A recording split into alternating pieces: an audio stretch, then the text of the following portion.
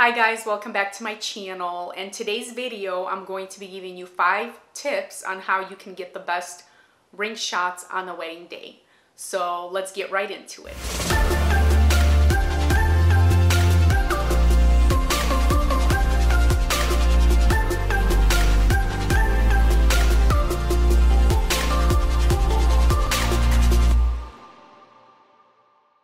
So tip number 1, figure out your inspiration. What I typically do on a wedding day is I figure out what style the wedding is. If, for example, the wedding is modern or vintage or boho, you want to make sure that when you take the ring shots, it matches the style of the wedding. So for example, if you're shooting a modern wedding, you don't want to then put the ring somewhere where it has like a boho feel with it and then it kind of, doesn't match. So that's very important to just make sure that you match the style of the wedding. The next tip is figure out your light. I personally like to shoot a natural light. I don't like to use any sort of flash or anything like that on my details. So I either find a location that's near, a big window where I have natural light coming in, or I will even take my setup outside. You don't want to shoot directly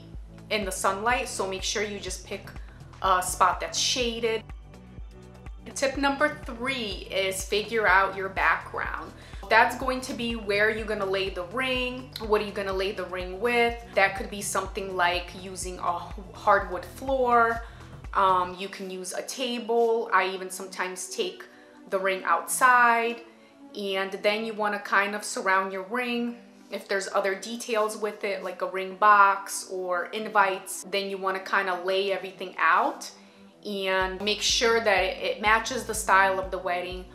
Sometimes I will bring like a flat lay, I will lay the details on the board with the ring and everything on. Tip number 4 is make sure that you're shooting the ring at least 3 different ways, 3 different setups.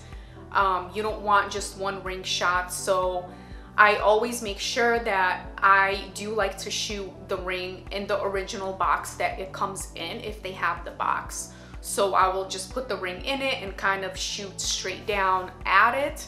Another setup is laying the ring on an invite card and just let, the background kind of smooth out and shooting it at an angle. So you also want to make sure that you shoot at least 3 different angles or 2 different angles, straight on the ring, from the top, you looking down, and also at a horizontal or vertical from the side.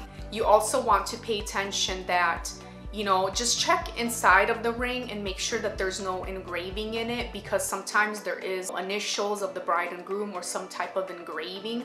So just make sure you're looking out for that, because that is something that you'll also want to capture. Another way that I'll shoot the ring is also just laying it on a flat piece of wood.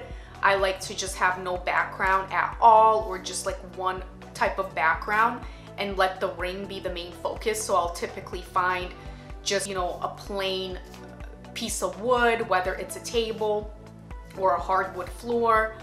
And the third way that I will photograph a ring is putting it in a bouquet and letting all these different colors of the florals match. And also, most of the time, the bouquet will match the style of the wedding as well. So I almost always make sure that one of the ring shots are in the bouquet. Also make sure that in some of these setups you're including the groom's ring as well. And tip number 5 is use a macro lens. That is the best lens for detailed shots, especially rings.